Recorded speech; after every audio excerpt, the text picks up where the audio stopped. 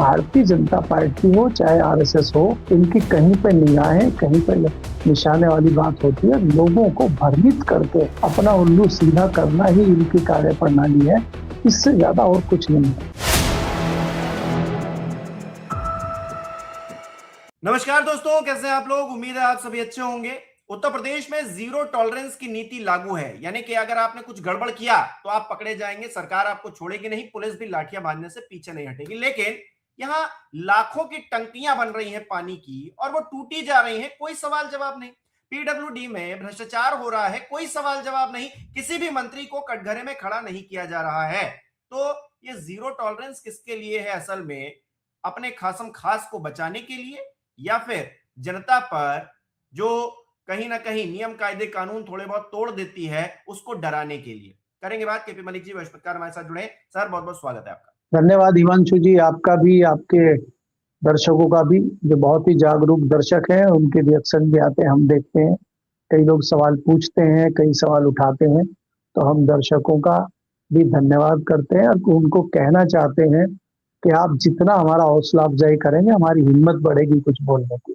जी जी sir, Mahoba में 65 लाख खर्च करके एक टंकी बनी, और वो टंकी भरभरा कर बहने लगी। लेकिन अभी 20 दिन भी नहीं हुए हैं, 20 दिन का समय, क्योंकि स्वतंत्र देव सिंह ने लिया था कि सब कुछ ठीक कर देंगे, और ये घटना भी हो गई। तो क्या योगी जी के सबसे चहेते मंत्री ही उनकी कुर्सी के दुश्मन बन गए हैं? क्योंकि योगी जी तो दिल्ली को लाल आंख दिखा रहे हैं। वो कह रहे हैं कि भाई दिल्ली में देखिए पोल्यूशन है, गोरखपुर में नहीं है।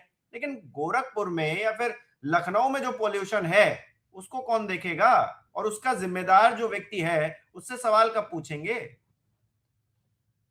नहीं, देखिए, भारतीय जनता पार्टी में चाहे दिल्ली की आप बात करें, चाहे लखनऊ की बात करें, चाहे किसी दूसरे प्रदेश की बात करें, भ्रष्टाचार पे तो भाजपा में कोई बोलने का मतलब ही नहीं है। भ्रष्टाचार तो उनका जन्मसिद्ध अधिकार है। जैसे वो सनातन के झंडा बरदार हैं, ऐसे ही वो भ्रष्टाचार के भी झंडा बरदार हैं। इस तरह की घटना कोई पहली बार नहीं है, कोई टंकी गिरने की। आप लगातार देख रहे हैं गुजरात में कहीं पुल गिर रहे हैं, कहीं सड़क धंस रही है, कहीं अस्पताल गिर जा रहे हैं। तो ये कोई नई बात भारतीय जनता पार्टी के लिए नहीं है। भारतीय जनता पार्टी की मिलीजुली सरकार बिहार में है। कई पुल हैं जो एक बार नहीं, आधा दर्जन बार गिर चुके हैं। जो बनाते बनाते ही पुल गिर रहा है, वो उस पर जब बन जाएगा, तैयार हो जाएगा, तो लोग उसके ऊपर चलेंगे तो क्या होगा। अभी आपने देखा मुंबई में, महाराष्ट्र में भाजपा की सरकार है, वहां पे पुल का एक हिस्सा गिर गया बनते बनते। तो ये तो, इसमें भ्रष्टाचार इतना व्याप्त है कि आप कुछ कर ही नहीं सकते। क्योंकि आप ये जो टंकी की बात कर रहे हैं, गांव में टंकी बनी, पानी भरा गया, अब वो पहले ही दिन अगर धराशायी हो जाए तो जताता है कि किस स्तर का भ्रष्टाचार उसमें हुआ है। अब वो भ्रष्टाचार का जो ठेकेदार भी क्या करे। ठेकेदार को आप अगर 100% पैसा देते हैं, उसमें से पहले तो पार्टी फंड में जाता है, फिर जो इंजीनियर लेता है, फिर जो अफसर है वो लेता है, फिर जो है वो ठेकेदार को भी कुछ चाहिए, फिर मटेरियल भी लगाना है, फिर उसमें लेबर और बाकी खर्चे भी हैं, नीचे नीचे से ऊपर तक सबको कमीशन देना है। तो भाई इस तरह की जो चीजों का निर्माण होगा वो तो धराशायी होगा ही। तो उसमें कोई बहुत अनोखी या आश्चर्यजनक बात मुझे दिखाई नहीं देती है। हाँ, सवाल उठाने के लिए हिमांशु जी, बात यह है कि सवाल आप उठाते रहिए। इनको दिल्ली का पॉल्यूशन तो याद आता है, लेकिन इनको लखनऊ का पॉल्यूशन, लखनऊ की गुंडागर्दी, लखनऊ में कांड जिस तरह के हो रहे हैं, या उत्तर प्रदेश के दूसरे हिस्सों में जिस तरह से भूमाफिया डेली भूमि कब्जा कर रहा है, आतंक मचाया हुआ है, वो इनको दिखाई नहीं दे रहा है। ये टंकी गिरती हुई इनको दिखाई नहीं दे रही है, लेकिन इनको दिल्ली का पॉल्यूशन नजर आ रहा है। और दिल्ली में ट्रिपल इंजन की सरकार है, टारगेट इनको वहां कहीं और करना है। तो ये सारी चीजें नूरा कुश्ती भारतीय जनता पार्टी में चलती है। धरातल पे इनको कुछ नहीं करना है, वायदों में और भाषणों में खूब अच्छा करना है। इसी के लिए भारतीय जनता पार्टी आजकल जानी जा रही है। भारतीय जनता पार्टी हो नैतिकतावादी पार्टी हो सिद्धांतवादी पार्टी, वो जमाना चला गया। आजकल भारतीय जनता पार्टी दूसरी तरह की जनता पार्टी है, और सब नए नए क्रांतिकारी आए हुए हैं, वही सब काम कर रहे हैं और वही सब योजनाएं लागू कर रहे हैं भाजपा। जी, लेकिन जीरो टॉलरेंस की नीति और हम किसी भी भ्रष्टाचारी को बर्दाश्त नहीं करेंगे, यूपी की सीमा छोड़कर सभी अपराधी चले जाएंगे, ये अपराधी नहीं है क्या सर? ये जो मंत्रालय संभाल रहे हैं, क्या इनकी जिम्मेदारी नहीं है? अभी इन्हीं के विधायक जो है, जब इनको सड़क पर घेर रहे थे तो बड़ा हंगामा हो गया, कहा जाने लगा कि देखिए ये तो अनुशासनहीनता हो रही है। लेकिन अब जो दिख रहा है सामने, उसको कैसे झुटलाएंगे योगी जी? और अभी तो सदन भी चल रहा है, सदन में तो अभी मैं सुन रहा था ब्रजेश पाठक जी कह रहे हैं मैं तो सियासी घमासान मचा दूंगा। तो सियासी घमासान अगर मचाना है विपक्ष के मद्देनजर, तो ये जो भ्रष्टाचार की टंकियां फूट रही हैं इस पर भी मचाइए ना। आइए बोलिए, एक शब्द नहीं फूट रहा है आपका। नहीं हिमांशु जी, देखिए ये तो सियासी घमासान और सियासी नफा नुकसान ही तो देख रहे हैं, ये बात तो बिल्कुल सही कह रहे हैं। इनको जनता से कोई सरोकार नहीं है, इनको विकास कार्यों से कोई सरोकार नहीं है, इनको सियासी घमासान मचाना है, सियासी जुमलेबाजी करनी है। आप दुर्भाग्य देखिए स्वतंत्र देव सिंह जी का कि वो जिस विभाग के मंत्री है, अगर आप पिछले 20 साल का इतिहास ले लें तो जिसके पास भी ये विभाग रहा है उसकी सियासत खत्म हो गई है मंत्री के बाद। आप लेना शुरू कर दीजिए यहाँ से। इनसे पहले कौन थे? महेंद्र नाथ पांडे, उनका क्या हुआ? उनसे पहले कौन थे? नसीरुद्दीन सिद्दीकी। उनसे पहले कौन थे? अनुराधा चौधरी। उनसे पहले कौन थे? जितने भी लोग, चाहे वो किसी भी पार्टी की सरकार रही हो, ये ऐसा विभाग है, अगर इस विभाग में एक बार कोई मंत्री बन गया तो उसकी सियासत, उसका राजनीतिक कैरियर समाप्त हो जाता है। तो यहाँ जो परिस्थितियां हैं, जो स्वतंत्र देव जी सबसे करीबी हैं बाबा के, मुझे लग रहा है कि उन्हीं की राजनीति स्वाह होती हुई नजर आ रही है और कारण कुछ भी बन सकता है। आपको याद होगा इन्हीं मंत्री जी को भी एक विधायक ने घेर लिया था वहां झांसी में, और ये कह रहे थे बस मुझे 40 दिन का समय दीजिए, फिर देखिए मैं क्या करता हूँ, जैसे मोदी जी ने कहा था। चलिए अभी चलिए, तुरंत चलिए, हाँ, आप जितने गांव कहेंगे उतने गांव चलेंगे। इस गांव जाइए ना, हाँ, महोबा में जहां ये घटना हुई है, जाइए ना वहां पर। नहीं वहां नहीं जाएंगे ना, वो वहां तो हो चुका, वहां क्यों जाएंगे? वो नई जगह जाएंगे और नई जगह जुमलेबाजी करेंगे। क्योंकि क्या है कि भारतीय जनता पार्टी के जो लोग हैं वो सिर्फ जुमलेबाजी में विश्वास रखते हैं। इस तरह की घटनाएं, मैंने कहा कोई एक घटना नहीं हो रही, उत्तर प्रदेश में भी आज तमाम घटनाएं हो रही हैं। और हिमांशु जी, इससे भी बड़ी जो दुर्दशा प्रदेश में आज हो रही है कानून व्यवस्था की है। जिस कानून व्यवस्था की ये कस्में खाते हैं, जिस कानून व्यवस्था का जगह जगह उदाहरण देते हैं, वो कानून व्यवस्था ध्वस्त नजर आ रही है।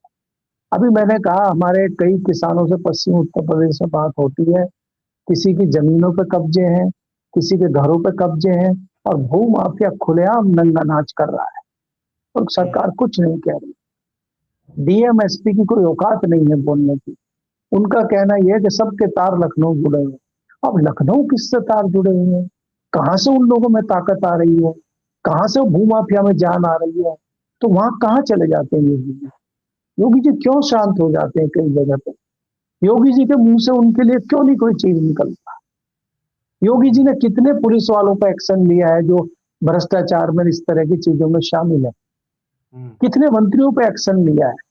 कितने डीएम को सस्पेंड किया है? क्या बता सकते हैं योगी जी? या सिर्फ इनको दिल्ली का पॉल्यूशन दिखाई दे रहा है? तो इसलिए मीठा मीठा गप गप और कड़वा थू थू दूसरे पे आप आरोप लगाते रहिए और अपने गिरेबान में झांक के मत देखिए। तो मुझे लगता है कि कहीं ना कहीं भारतीय जनता पार्टी हो या कोई भी दल हो, जब वो इस तरह की बातें करता है तो जनता को कहीं ना कहीं ये लगता है कि हम ठगे जा रहे हैं और सरकार के नाम पे अलग अलग पार्टियां हमें ठगने का काम कर रही है। आज अगर भारतीय जनता पार्टी को नैतिकता सिद्धांतवादी पार्टी के तौर पर जाना जाता था, और ये सारी चीजें देख के हमें तो ये लगने लगा है कि ये सिर्फ कागजों में और इतिहास में नैतिकता और सिद्धांतवाद रह गया है। अब भारतीय जनता पार्टी वो भारतीय जनता पार्टी नहीं रही जिसको हमने वाजपेयी जी अडवाणी के टाइम पे देखा है। उससे पुराने लोग तो हमारे यहाँ ज्यादा है नहीं, वो तो पहले भी लोग बताते हैं केदारनाथ साहनी और दूसरे लोग थे। लेकिन अगर हम वाजपेयी के अडवाणी जी की बात करें, मुरली मनोहर जोशी की बात करें, तो मैंने लंबा उनके साथ अनुभव भी मुझे काम करने का है। हमने उनका कार्यकाल भी देखा है, हमने वाजपेयी जी की सरकार भी देखी है। तो और हमने जैन डायरी हवाला कांड में अडवाणी जी का नाम आते हुए भी देखा है, तत्काल उनका इस्तीफा होते हुए भी देखा है, और तत्काल उनकी वो प्रेस कॉन्फ्रेंस भी हमने ज्वाइन की है कि जिसमें उन्होंने ये कहा था कि जब तक मैं पाक साफ सिद्ध नहीं हो जाता तब तक मैं किसी भी पद पे नहीं रहूंगा, सारे पदों से तत्काल इस्तीफा देता हूं। मैं तो उस भारतीय जनता पार्टी को भी जानता हूं। और आज तो भारतीय जनता पार्टी को आप उत्तर प्रदेश की बात करें, चाहे केंद्र की बात करें, हरदीप पुरी जी का नाम जो है दुनिया की सबसे बड़ी डायरी में आया हुआ है, और यहाँ किसी को चिंता ही नहीं है। प्रधानमंत्री जी मस्त है। उसी पर अगर आप देखेंगे कई जगह गिरफ्तारियां हुई हैं, नॉर्वे में गिरफ्तारियां चल रही हैं, ब्रिटेन में इस्तीफे चल रहे हैं, बड़ी बड़ी घटनाएं दुनिया में हो रही है, और हमारे यहाँ कान में तेल डाल कर लोग सो रहे हैं। तो ये भारतीय जनता पार्टी का जो चाल चरित्र चेहरा बदला है, ये मुझे लगता है देश के या उनके अनुयायियों के लिए भी दुर्भाग्यपूर्ण है। और जो भारतीय जनता पार्टी के सपोर्टर समर्थक हैं, वो भी इस चीज को देख रहे हैं और सीरियसली ले रहे हैं। वो आपको तब दिखेगा जब कोई चुनाव होगा या जब कोई कार्यक्रम होगा। अभी कहीं कोई प्लेटफॉर्म उनको इस तरह की चीजें रखने का, बोलने का नहीं मिल रहा है, तो मुझे लगता है वो इसलिए अपनी भावनाएं व्यक्त नहीं कर पा रहे। अच्छा, दिल्ली और लखनऊ के बीच में चूंकि अक्सर जो है हम लोग चर्चा करते हैं, एक चीज बड़ी कॉमन दिखती है। मोदी जी पुरी जी को बचा रहे हैं और योगी जी स्वतंत्र देव को बचा रहे हैं। मतलब अपनी अपनी टीम के लोगों को बचा के रखो, बाकी दूसरे अगर कहीं फंस रहे हैं तो या फिर कोई दिक्कत हो रही है तो उनसे जो है छुटकारा पालो। ये दोनों तरफ है, दिल्ली में भी है, लखनऊ में भी है। सीख वहीं से मिल रही है कि स्वतंत्र देव को बचाना है, कुछ भी कर लें। वो कानपुर ना पहुंचे, पहली बार पंकज चौधरी वहां पे पहुंच रहे थे कार्यक्रम में, कोई मतलब नहीं है। स्वतंत्र देव को अगर घेरा जा रहा है तो जो विधायक घेर रहे हैं उनको मतलब एक नोटिस जारी करने तक की हिम्मत जो है संगठन के भीतर नहीं आ पा रही है। तो मतलब ये सब चीजें दिखा रही है ना कि मतलब योगी जी के करीबी हैं तो कुछ नहीं बोलेंगे, बाकी कोई करेगा तो उसके लिए हमारे पास नियम कायदे कानून, जीरो टॉलरेंस और पता नहीं क्या दो तीन वर्ड्स हैं, वो उसको लाके आप सामने रख देंगे। देखिए हिमांशु जी, अगर आप दिल्ली की मोदी जी की बात करें या हरदीप पुरी जी की बात करें, यहाँ पे अगर एक इस्तीफा होगा तो इस्तीफे की झड़ी लगेगी और फिर कई लोगों को हटाना पड़ेगा, कई लोगों पर डिफरेंट डिफरेंट आरोप लगते रहेंगे। और भारतीय जनता पार्टी बहुत जल्दी इस तरह की चीजें करती नहीं है, वो चुप मार जाती है। आपने देखा अभी उत्तराखंड के सीएम के खिलाफ कितने आरोप लगे, कितने गंभीर चीजें हुई, उनका इस्तीफा नहीं पार्टी ने लिया। उससे पहले आपने एमजे अकबर का इस्तीफा फटाक से ले लिया था, उनके ऊपर मी टू का आरोप लग गया था। और यहाँ ईमेल सामने आ गए, कागज सामने आ गए, डॉक्यूमेंट सामने आ गए, हरदीप पुरी को आप हटा नहीं पा रहे हैं।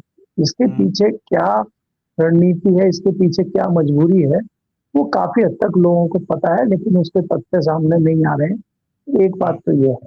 दूसरा, अगर आप देखेंगे उत्तर प्रदेश की आप बात करेंगे, जिस प्रकार से योगी जी के अधिकारियों ने, ऑफिसरों ने शंकराचार्य जी के साथ हरकत की थी और बाद में वो बैकफुट पे भी आए, अंधेरे में उनसे बात करने, समझौता करने गए थे, खुलेआम नहीं गए उनसे। योगी जी ने क्यों एक्शन उनके ऊपर नहीं लिया? अगर शंकराचार्य जी के साथ उन्होंने दुर्व्यवहार किया था तो क्यों नहीं उनसे इस्तीफा लिया, क्यों नहीं उनको सजा दी गई अगर किसी ने वास्तव में गलती की थी? दूसरी बात, अगर आप बात करते हैं, कोई भी मंत्री के ऊपर आरोप लगता है, किसी अधिकारी के ऊपर आरोप लगता है, तो योगी जी उसको क्यों नहीं हटा रहे? योगी जी की ऐसी क्या मजबूरी है? और चाहे जिस प्रकार से स्वतंत्र देव जी का डिपार्टमेंट है और टंकी गिर गई है, तो ऐसे पे कम से कम मंत्री का फर्ज ये बनता है कि भाई मैं अपना इस्तीफा पेश करता हूं, भले इस्तीफा स्वीकार हो ना हो। ये तो परंपरा ही खत्म हो गई है यहाँ पे।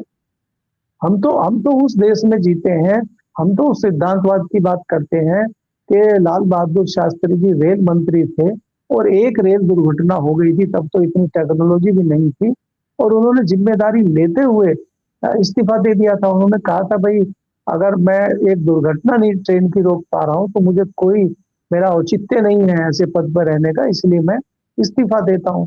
कोई काबिल व्यक्ति आए और वो जिम्मेदारी ले। तो ये परंपरा तो भारतीय जनता पार्टी में खत्म होना तो दुर्भाग्यपूर्ण लगता है, क्योंकि भारतीय जनता पार्टी तो अपना नैतिकता का ढिंढोरा पीटती रही है सबसे ज्यादा। वो तो कांग्रेस को और दूसरे दलों को कटघरे में खड़ा करते रही है। लेकिन आज हम जब चीजों का विश्लेषण करते हैं तो हमें तो ये लगता है कि इन्होंने तो भाजपा हो चाहे दूसरी अन्य पार्टियां हो, सॉरी कांग्रेस हो चाहे बाकी अन्य पार्टियां, सबको भाजपा ने पीछे छोड़ दिया है। और भाजपा तो इतने आगे चली जाएगी, किसी को विश्वास था ही नहीं। तो आज भारतीय जनता पार्टी की नैतिकता, सिद्धांतवाद और दूसरी जो चीजें हैं उसको हम तलाश रहे हैं, लेकिन दूर दूर तक हमें दिखाई नहीं दे रही। अच्छा सर, भारतीय जनता एक और अच्छी बात यह है, अच्छी बात कहूं, दुर्भाग्यपूर्ण कहूं या जो भी कहूं, कि हम लोग तो बहुत पहले से इन सब चीजों को लेकर बात करते रहे हैं, लेकिन अब उन लोगों की भी आंखें खुल रही हैं जो बिल्कुल आंखें बंद करके विश्वास किया करते थे कि भागवत जी ने कह दिया है हिंदुत्व, सनातन और संस्कृति के बारे में, तो सबसे बड़े चिंतक, सबसे बड़े अगर कोई मसीहा है तो वही है। अगर योगी जी ने कह दिया है कुछ भी तो योगी जी ही सब कुछ है, मोदी जी ने कह दिया मोदी जी हैं। अब वही लोग भागवत जी को भी कटघरे में खड़ा कर रहे हैं और उनकी कथनी और करनी में कितना बड़ा फर्क है ये भी बता रहे हैं। भागवत जी को लेकर अजीत भारती ये दावा कर रहे हैं कि उन्होंने कहा कि हिंदुओं का ठेका क्या आरएसएस ने ले रखा है। अब भागवत जी तो कहते हैं सभी हिंदू हैं इस देश के अंदर, और उनका ठेका अगर आरएसएस ने नहीं ले रखा है, उनकी जो गवर्नमेंट है, क्योंकि डायरेक्टली तो नहीं लेकिन पीछे से सपोर्ट तो है ही, आरएसएस बेस तो है ही, तो उनकी सरकार भी जो है हिंदुओं के सपोर्ट में नहीं है। तो फिर इस देश को हिंदू राष्ट्र बनाने का जो एक शिगुफा छोड़ा जाता है, किसको बेवकूफ बनाने के लिए किया जाता है। तो ये जो धोखेबाजी हो रही है जनता के साथ में, ये भी खुलकर सामने आ रही है उन लोगों के जरिए जो कभी तारीफें किया करते थे। देखिए हिमांशु जी, ये आपको चीजें समझनी होगी कि आरएसएस का क्या एजेंडा है, आरएसएस क्या चाहती है, आरएसएस क्या करती है। ये किसी से ढका छुपा नहीं है। आरएसएस का एजेंडा है, आरएसएस के जो सहयोगी संगठन है उसमें भारतीय जनता पार्टी भी एक है और दूसरे भी संगठन है, सब आपस में सहयोग करके सत्ता पे किस प्रकार से काबिज हो, किस प्रकार से अपने हितों को साधा जाए, सिर्फ उस पर ध्यान रहता है। उसके लिए क्या करना है, कौन सी विचारधारा लेनी है, कौन सी जुमलेबाजी करनी है, वो सब होती है। क्या 1000 बातें आपके सामने इस तरह की दिखाई नहीं दे रही हैं? यही संघ और यही भारतीय जनता पार्टी ने फॉर्मूला लेके आए थे 75 साल का, और आज मोदी जी हो चाहे संघ चालक हो 75 साल में आ गए हैं। अब कहाँ सिद्धांतवाद चला गया? आप कह रहे थे कि 15 लाख रुपया हम काला धन बाहर से लाएंगे, 15 लाख रुपया वैसे ही सबको मिल जाएगा, और बाद में गृह मंत्री जी कहते थे वो तो जुमला था।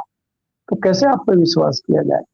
तो भारतीय जनता पार्टी हो चाहे आरएसएस हो, इनकी कहीं पे निगाहें, कहीं पे निशाने वाली बात होती है। लोगों को भ्रमित करके अपना उल्लू सीधा करना ही इनकी कार्य प्रणाली है, इससे ज्यादा और कुछ नहीं है।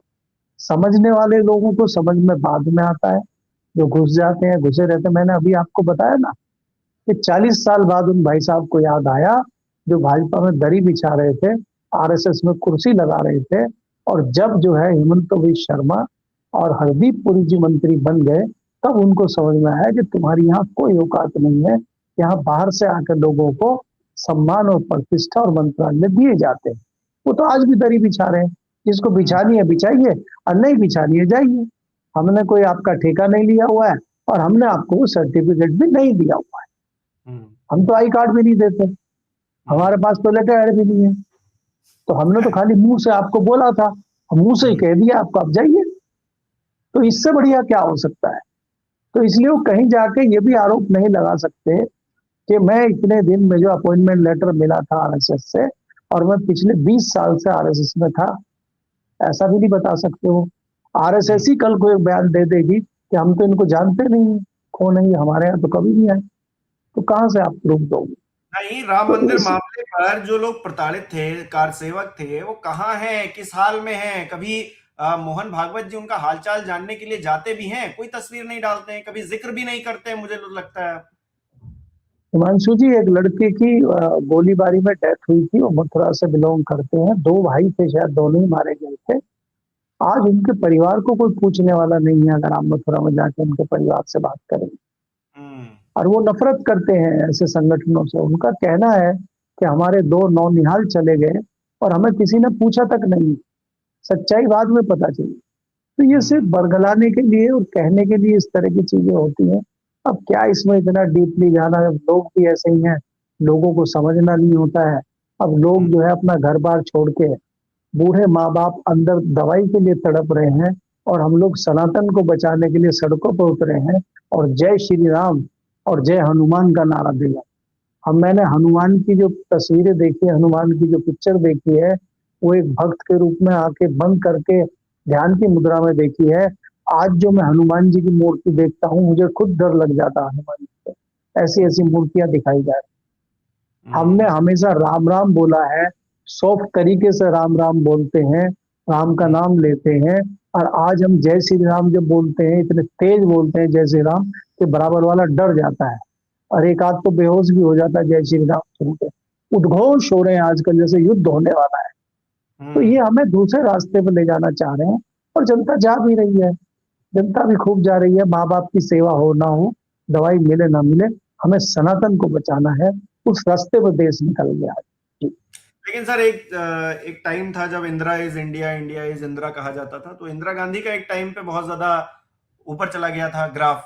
अब मोदी जी का ग्राफ चला गया, तो कोई जो ऊपर जाता है फिर नीचे भी आता है ग्राफ। तो धीरे धीरे करके लोगों को समझ में आ रहा है किस तरह से राजनीति के लिए धर्म का इस्तेमाल किया जा रहा है, और उस धर्म के आड़े अपनी कुर्सी बचाए रखने की कोशिश की जा रही है। वो लखनऊ की बात हो या फिर बात हो दिल्ली की। बहुत बहुत शुक्रिया केपी मलिक सर हमारे साथ जुड़ने के लिए, तमाम बातचीत के लिए। हमारे दर्शक किस तरह से देख रहे हैं इस विषय को, क्योंकि टंकियां टूट रही हैं, भ्रष्टाचार हो रहा है, लेकिन हम तो जीरो टॉलरेंस की नीति अपनाते हैं, विधानसभा के अंदर डायलॉगबाजी करते हैं, शंकराचार्य को सबक सिखाने की बातें करते हैं। शंकराचार्य नहीं है, आपका मठ कहता है शंकराचार्य है 2 साल पहले, और अब आप कह रहे हैं वो शंकराचार्य नहीं है। तो धर्म की बात हो या फिर विकास की बात हो, हर जगह पलीता लगाने का काम सरकारें कर रही हैं। आप किस तरह से देख रहे हैं, आपकी क्या राय है, कमेंट बॉक्स में जरूर बताइएगा। इस वीडियो को लाइक करना, शेयर करना मत भूलिएगा। हमारे चैनल को सब्सक्राइब नहीं किया है तो वो भी जरूर कीजिएगा। आप हमें सहयोग भी कर सकते हैं ज्वाइन बटन पर क्लिक करके। बहुत बहुत धन्यवाद।